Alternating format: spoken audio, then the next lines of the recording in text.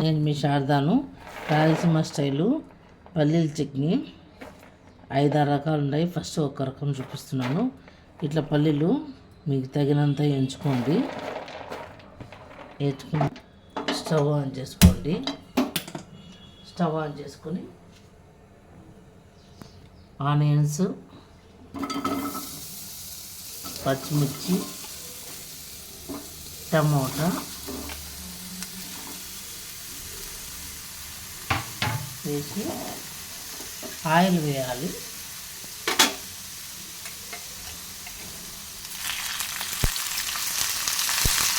ఇదంతా నూనెలోనే బాగా టమోటా బాగా మగ్గాలి. ఈ టేస్ట్ బాగుంటుంది. కారం మీకు ఎంత కావాలో అది వేసుకోవచ్చు.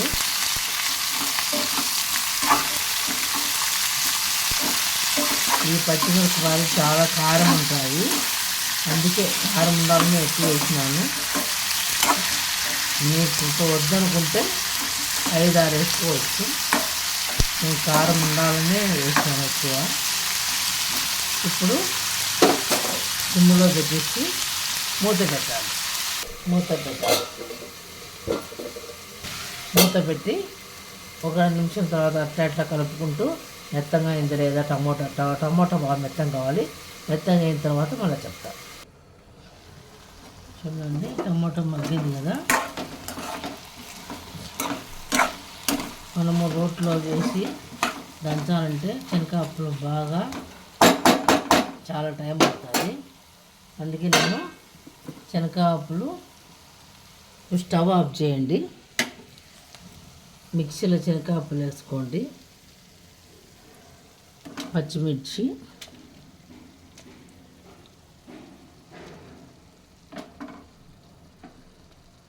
అలాగే కొత్తిమీర, స్పైసీ ఎక్కువ ఉండాలని చెప్పేసి కారం ఎక్కువ వేసినాను. కొత్తిమీర పచ్చి వేసినందుకు టేస్ట్ బాగుంటుంది. ఇవి పచ్చిమిరకాయలు ఇవన్నీ మెదగాలంటే నెయ్యి ఉంటే దంచవచ్చు. ఇవాళ తగినంత సాల్ట్. ఇప్పుడు మిక్సీకి వేసుకోవాలి. నేను పలుకులుగా వేసినాను. ఇది అన్నంలోకి పనికొస్తుంది, దోశలోకి పనికొస్తుంది, ఇడ్లీలోకి పనికొస్తుంది, చపాతీలోకి పనికొస్తుంది. దంచుకోవాలి, బాగా మిక్సీ వేసుకోవాలి.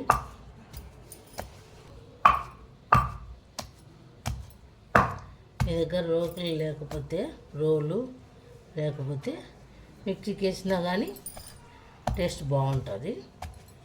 అయితే ఒక రోజులోకి చేసుకోండి. టమాటా వేస్తున్నాం కదా, 1 రోజు 2 రోజులు అంతే. ఎక్కువ ఉంటే పాడైపోతుంది. ఇప్పుడు చింతపండు వేయాలి. నానబెట్టుకుంటాం కదా, నిమ్మకాయ సైజు అంత చింతపండు నానబెట్టుకోవాలి. తర్వాత టమోటా వేయాలి.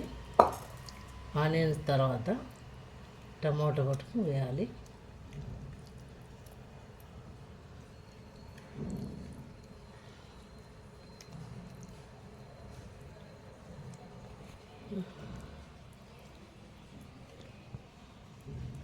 నిదానంగా దంచుకోవాలి. మిక్సీకైనా వేసుకోవచ్చు, దంచుకుంటే టేస్ట్ ఉంటుంది. మిక్సీకి వేస్తే అంత టేస్ట్ ఉండదు.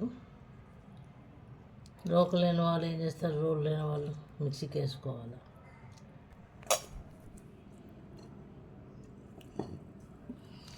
అన్నంగా దంచుకోవాలి, ఎగిరి మీద పడుతుంది.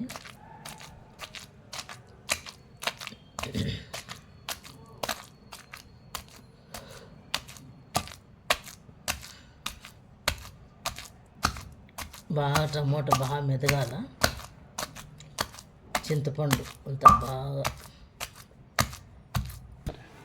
ఇప్పుడు ఆనియన్స్ వేయాలి.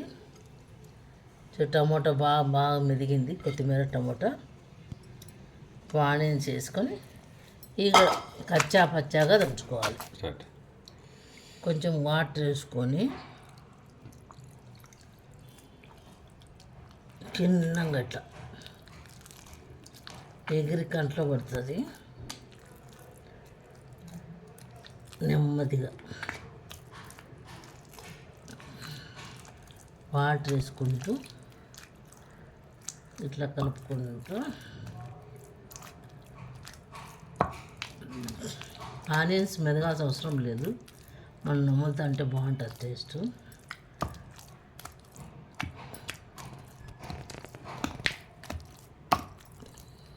ఆఫ్ చేయాలి.